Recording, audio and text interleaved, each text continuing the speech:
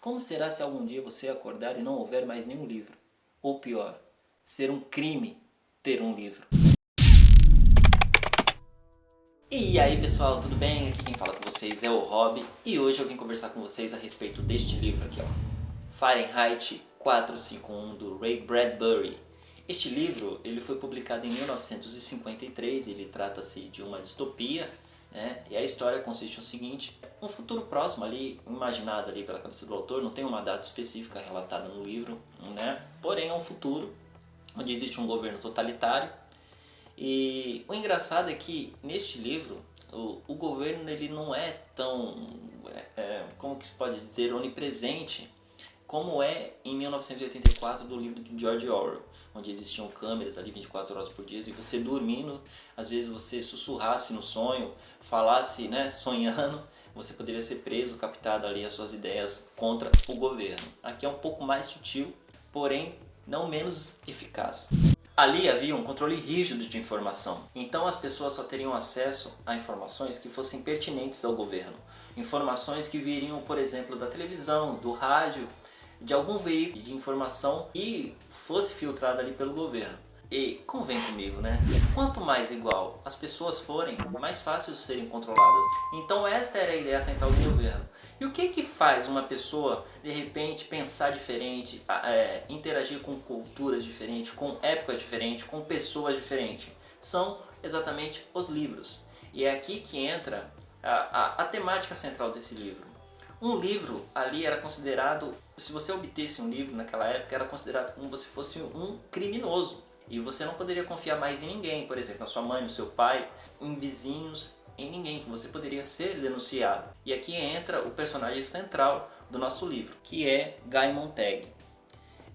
Ele é um bombeiro, faz parte de uma equipe de bombeiros que é responsável justamente por isso, por queimar livros. Recebiam denúncias de pessoas, iam até a casa dos criminosos, né, rebeldes, queimavam todos os livros. E o engraçado aqui é que essas queimadas, elas sempre aconteciam na parte da noite, sabe? No momento noturno, que aquela coisa viraria muito mais como se fosse um espetáculo, sabe? Aquilo seria um espetáculo para quem aprova aquele tipo de ação e tipo uma maneira de aviso, ó, se você estiver portando um livro é isso que vai acontecer com a sua casa, então fique esperto, sabe? Uma maneira de intimidar os prováveis rebeldes que existiam ali naquela redondeza e dar um espetáculo para quem era a favor também. E eu acredito que com essas atitudes, aquilo era muito mais um espetáculo do que uma maneira de coibir os prováveis rebeldes, até porque não existiam tantos rebeldes ali naquele momento.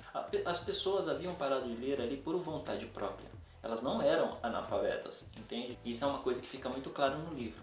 Mas na casa das pessoas existiam aquelas televisões gigantes na parede. A mulher de Montag, ela era super viciada nessas coisas, sabe? A ponto de chamar aquelas programações, aquelas pessoas que apareciam na tela, de família. E era uma coisa super esquisita. E a gente pode até linkar isso com os dias de hoje, que as pessoas têm mais ou menos essa coisa, sabe? Com seriados de televisão, com jogo de futebol, né? Que de uma certa forma te dá aquela sensação de você ser o ator da novela, a atriz, o piloto de Fórmula 1, o jogador de futebol, sabe? Então você acaba se viciando naquilo. Você olha para o seu mundo real, aquilo não é mais chamativo. Então as pessoas ficavam muito dependentes disso. A mulher mesmo de Montag vivia à base de remédios. Ela se entupia de remédios. À noite, quando era de manhã, estava tudo certo, já estava a programação pronta para vamos assistir e tudo bem.